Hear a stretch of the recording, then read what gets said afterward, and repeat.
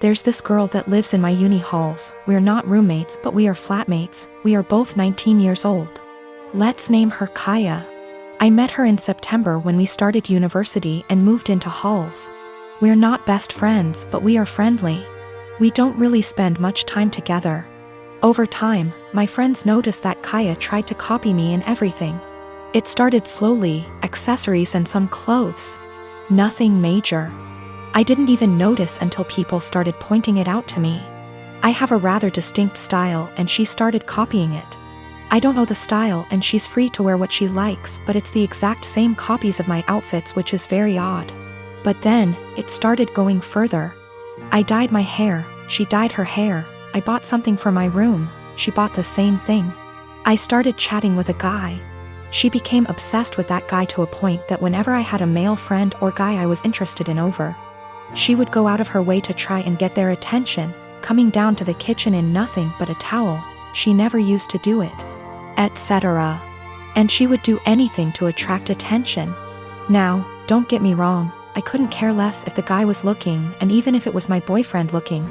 I'd have a beef with him, not her, but the blatant attention-seeking behavior was just odd.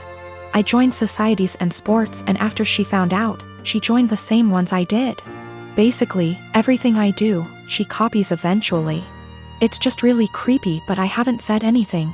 I wouldn't even know what to say. Over the Easter break, my friend and I were at my family house, a bit drunk, and decided to test out whether Kaya really copies everything I do. I made a post on social media about shaving my head. My friend does hairdressing and she helped me out faking shaved head, and I posted a photo with shaved head. I deleted the photo few days later and forgot about this whole thing. After Easter break was over, we had uni exams and I was focusing on that. Imagine my shock when I came back and Kaya had shaved head. And she was pissed when she saw me. She started shouting how I lied to her and why would I do that. She went on and on and on, really angry. Admittedly, I ignored her and hid in my room. She sent me a text telling me that she expects me to pay for her wig as it's my fault she shaved her head. I replied that absolutely not, that it was not my fault, and she decided on her own to do that. She kept attacking me over it every time I saw her. It's been a few days since I came back from Easter break. My exams start tomorrow, and yesterday I received an email from my university asking me for a meeting over the issue. She reported me to uni over something she's done. I am genuinely confused. Was I really in the wrong? I am a 28 years old female, was named after a really obscure character from Greek mythology. My preferred nickname is taken from the end of my name. I always introduce myself with my name, but you can call me nickname. None of my co-workers in the small business we work for have ever had a problem with this before, until Megan, the niece of Jeff, one of the two owners, was hired. Jeff and Dave co-own the business, but Dave does the actual day-to-day running of the business. I introduced myself and my nickname as usual, but she immediately said that Bessie, not the actual name, would be a better nickname because it comes from the beginning of my name and that she liked it better. I told her I really didn't like that nickname and wouldn't answer to it, and asked her to please not call me Bessie, but she insisted that it was so much prettier and that I just needed to get used to it. For the next 2 months she tried to call me Bessie, but I completely ignored her whenever she addressed me that way. Even when I knew she really needed help with something. She would call my desk phone and say, "Hey, Bessie," I would reply, "You have the wrong number, there's no Bessie here," and hang up. She then tried to get some of the employees outside the office to start calling me Bessie, but I quickly shut that down. I usually finish my work early and help them with a lot of tedious little things that aren't part of my job description, and threatened to stop helping them unless they used my preferred nickname. Friday she decided she was going to get me to respond to Bessie no matter what. We have an open office design but are at opposite ends. She started calling out Bessie in a sing-song voiceover and over again to try and annoy me enough to respond. Other coworkers got annoyed, most telling her to stop and one Lisa telling me to just let her call me Bessie already.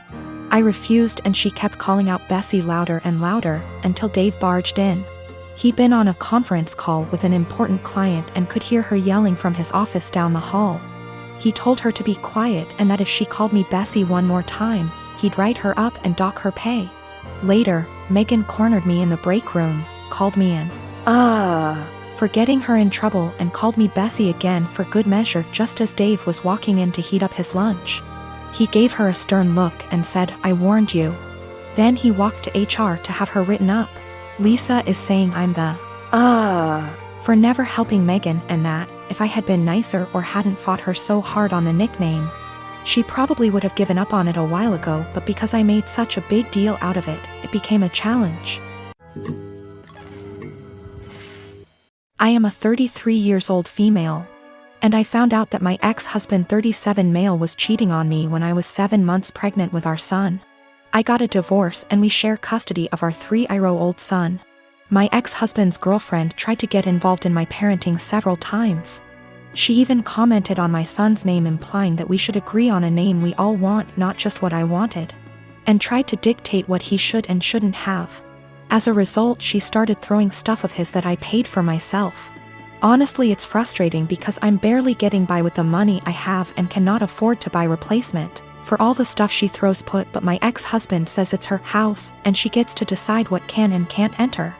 I made a crochet blanket for my son with his name on it. This blanket is special to me, and the tools I used to be able to make it cost me money, not to mention the time and effort it took to get it down.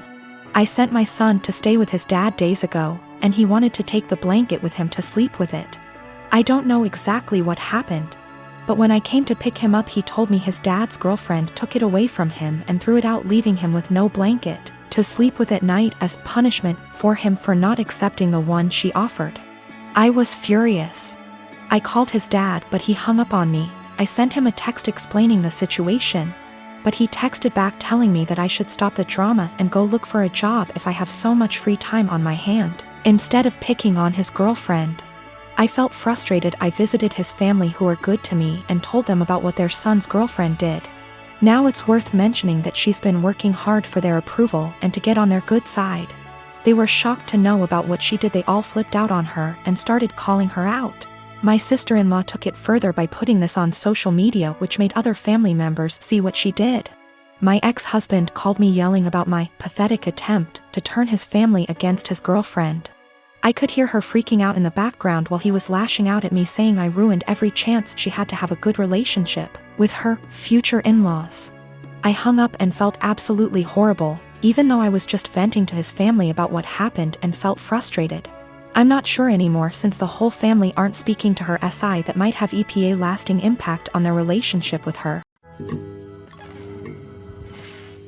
I am a 25 years old female. My girlfriend, Molly, female 27 years old. For the last 6 months started with a joke that I've already made clear that I don't like. It consists of her saying no quickly to anything I ask. I know it sounds silly, but I ask her to get a glass of water for me. She says no, and after 1 minute, I'm almost getting up. She says she's joking and gets some water. I ask her to wash the dishes. She says no. I say I love you. She says no. I ask her to take her clothes. She says no. Everything is joking, and after 30s/1 minute, she does it, but she is addicted to doing it. I've already made it clear several times that I don't like it, even more so in I love you. She's the only person I can say that. So it's special to me. And there are things that are serious, and I need her to answer seriously. And if she says no to everything jokingly, I can't tell when she's saying a real no. It's already happened. I keep saying this is boring and I don't like it. She stops doing it and goes back to doing it after a week. After a brief discussion, because she played this prank in front of our friends, me asking, "Love, can you get me some medicine?" And she, with no kidding, she stopped doing it for 1 month.